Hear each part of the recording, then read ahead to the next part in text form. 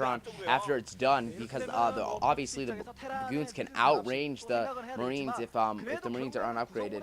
But so that we could see him possibly do that. But he's just waiting on siege mode right now. And right when siege mode kicks in, he's gonna be safe. We have the core. It is spinning right now. I think it should be fairly close to being done if his timing was at all standard here.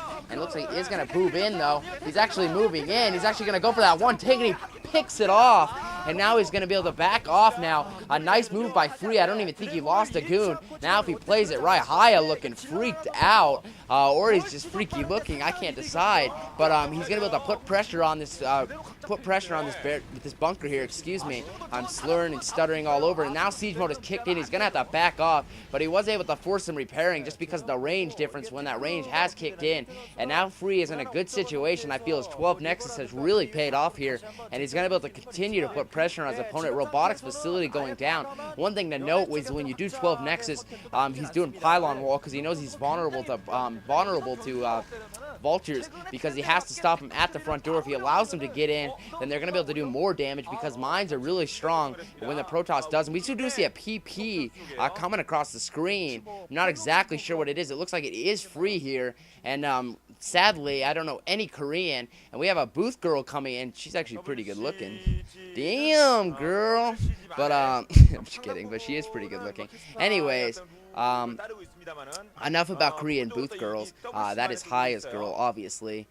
You can see him giving Free the death glare just because he's trying to flirt. He paused the game just to act like something was wrong, just so he could flirt with the booth girl. But we do have some techies in here working things out, and it looks like Free is, from what I'm seeing, it looks like it's the mouse. He's complaining about the mouse drag here.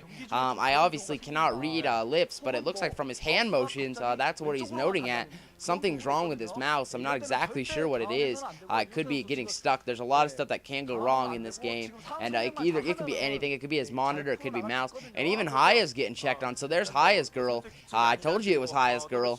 Yeah, he's like, I promise. She's like, I promise, baby. I don't like him. I like you. But anyways, a little StarCraft soap opera going on. But Hiya just looking focused here. He knows he's gonna have a moment to think about exactly what he wants to do to come back from this. And now we are getting a look at the commentators, so hopefully this doesn't take too long. But yeah, the winner of this is gonna go on to play Bisu. And that's not going to be good news for either one of them. I don't think either one of them is even close at the level to possibly compete or to even beat a Bisu. I mean, really, I just don't think they're at the level. I don't think they're going to be able to do it. And I think Bisu will move on to that'll be the round of 16. So I think Bisu will move on to the round of 8 if all goes as planned, if all goes well. And I hope he does, because my prediction is that he's going to win it all. Some people have disagreed with me on that. I think it's going to be a tough one, but I just saw the draw. It went pretty well for him.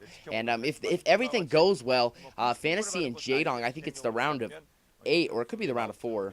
Round of 8. No, it's the round of 4 that Jaedong and Fantasy will meet if they both win.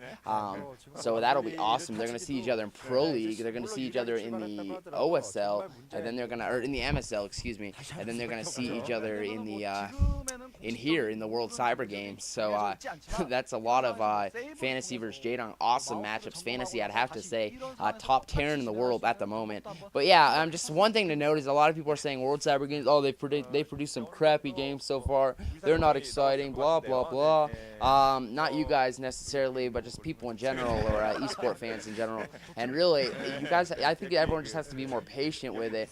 We are only in round 1. There's only been a couple games, and obviously games with like Flash versus Jawaja and Jangbi versus Windy, and the Lita was playing. Well, I haven't commentated that one, but I will. But I'm expecting it to be pretty one-sided. It's Lita versus My Dream. Obviously, those are gonna be pretty one-sided. It's a pro, a guy who plays 10 to 12 hours a day, 7 days a week, constantly around people who really know the game, constantly being coached by people who really know the game, and they're going against foreigners who have to work part-time, go to college, etc. I mean, really, they're not against foreigners, against other top Koreans.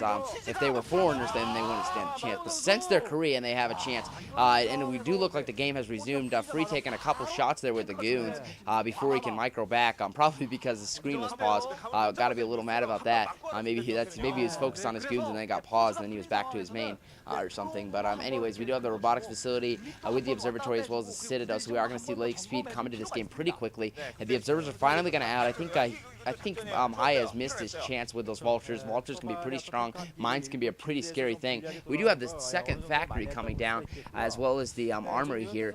So we do have a couple tanks here. So Hiya's natural is pretty well defended here. I don't think it's free. It's something free can really bust out or bust into and really make a move quite yet. We do see the third and fourth gateway. So about the 12 nexus, the macro is starting to kick in here, and he's gonna have a pretty big army pretty quickly. We could see him right now if he's gonna put pressure on, or it looks like right now he's gonna actually take his third. That is his other option. Obviously, you generally take your third a little earlier if you were to play it out standard, but since he went for the 12 nexus, he's going to go ahead and reap the benefits of that, take that lead into getting his third expansion, try to take the macro lead. We do have the Comset station coming up, both Comset stations coming up here, and he's going to be able to scan and probably see that we do see the Citadel, which will probably be followed up by Arbiter attack. That's generally, I think Arbiters, well, I don't know. Arbiters are hard to play on this map. I mean, they're generally good just because they have, stasis and recall, but I'm saying getting a flank on this map is very hard in this matchup.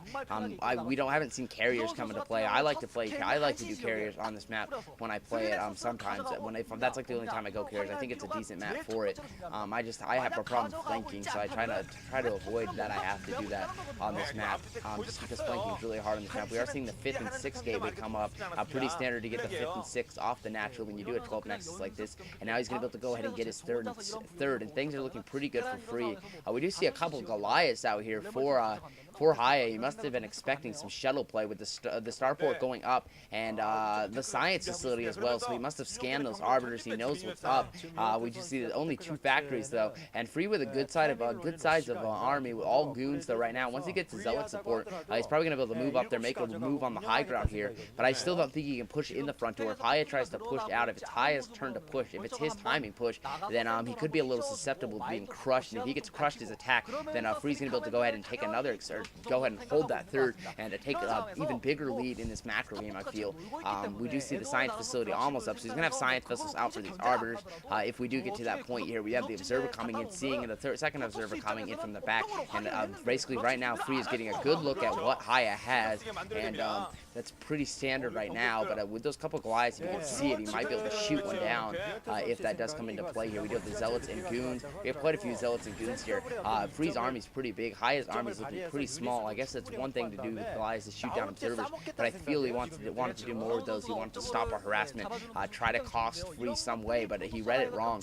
Free has by no means trying to go for harassment here, and we do have Free kind of making a move here. He's gonna have to back off from way too many Goons right here. He needs some more Zealots, and then he could make a move, but we only see those couple vultures for Hiya, so Hiya's gonna be a little susceptible, I feel, here. If he really tries to make a push, I don't think he really can make a move on the map right now. We have more Zealots coming across. They are gonna have their legs. They do have their legs right now, and now these Goliaths are gonna go ahead and shoot down that observer, but it won't matter much because he has no mines. I'm a bit confused, and it looks like Free's going for it. These Zealots are actually gonna run in. It looks like they're gonna be able to get right to those tanks here, and this isn't looking good at all for Hiya. A lot of mines going off now right by those tanks, and Free is just gonna march over Hiya.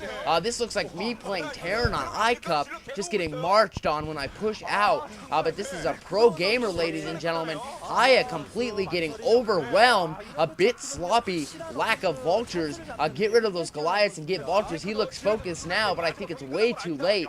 Desperately gonna try to save that tank, repair it, but there are so many Zealots out here, and as soon as he goes in, he's gonna be able to knock off so many tanks and SCVs. It's gonna be over. We do see the 3rd, 4th, and 5th factory coming up for Hiya here, but way too late from Hiya.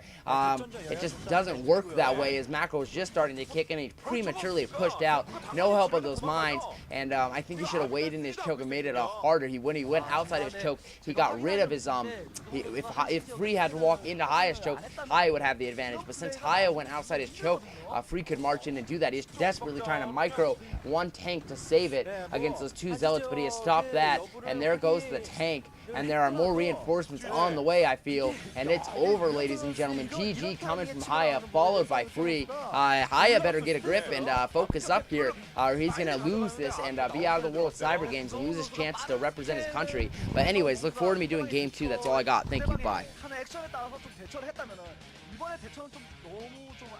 안일했던 것 같고요. 구성우 선수 좀 경기를 진행하는 데 있어서 윤용태 선수가 언제든지 아직까지는 센터 싸움에 자신감이 붙어있는 선수거든요. 네. 그 점을 항상 생각하면서 경기를 해야 되겠습니다. 복부 한 방에 끝냈죠. 저희도 지금 멍한 상태입니다. 야, 대단하네, 윤영태. 그러니까 전격적인 작전으로 아비터